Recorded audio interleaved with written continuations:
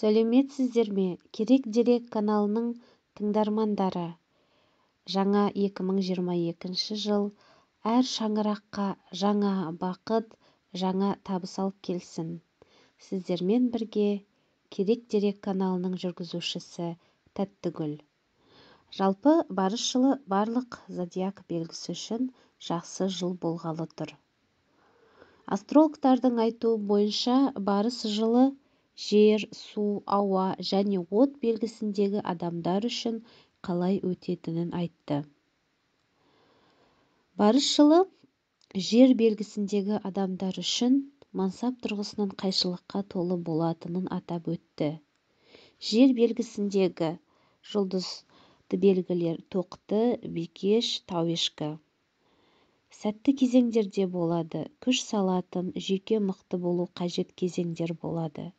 Жер белгісіндегі адамдардан жылдам және қалыпты емес шешімдер қажет болатын сәттер бар. Жеке мәселеден бұрын жұмыс, мансап мәселесіне көп көңіл бөлінеді. Күтпеген жерден ұсыныс түсіп, кей дүниеден айырылып қалуы мүмкін.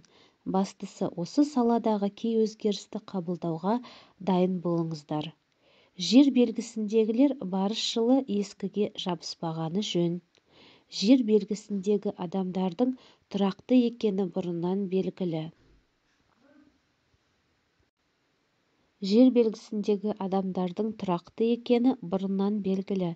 Алайда мұндай өзгерістерді қабылдап, жаңа дүниеге ашық болуы да маңызды.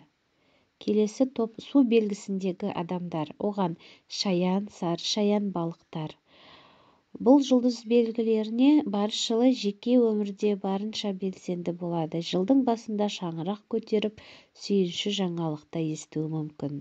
Су белгісіндегі адамдар үшін отбасындағы адам санын көбейту немесе қандай да бір қатынасты заңдастыру үшін жақсы кезең болады. Сондай-ақ кейбір үй жұмыстары, ата-анамен қарым-қатынас орнату тұрғысынан да жақсы жыл. Жұмыс, мансап тұрғысында күтпеген асығыс шешім қабылдаудан аулақ болуға шақырамын. Барлығын өлшеп, 2 рет тексеріп және іскерлік өмірде азғыруға берілмеу керек деп кеңес береді астрологтар. Келесі топ ауа белгісіндегі жұлдыз жорамал, егіздер, таразы, соқиғыш жатады. Ауа белгісіндегілер үшін барыс жылы қазіргі кәсіби қызметте өз позициясын нығайту үшін жақсы кезең.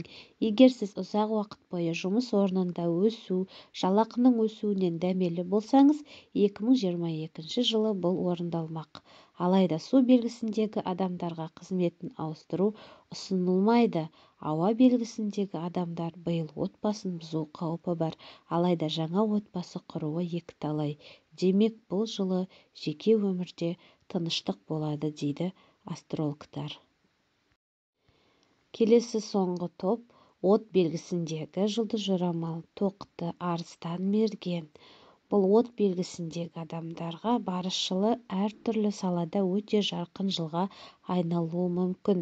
От белгісіндегі адамдар үшін шығармашылық бастама, идеялар пайда болып, жеке өмірде белсенді жыл болмақ. Бұл жеке бастама жылы болуы да мүмкін. Барлығы адамдардың өзіне байланысты. Әртүрлі салада жеңіске жету мүмкіндігі болған кезде соны пайдалана алғандар табысқа жетеді. Сондықтан қандай да бір ұсыныс күтпей бастама көтеру керек деп қорытындылайды.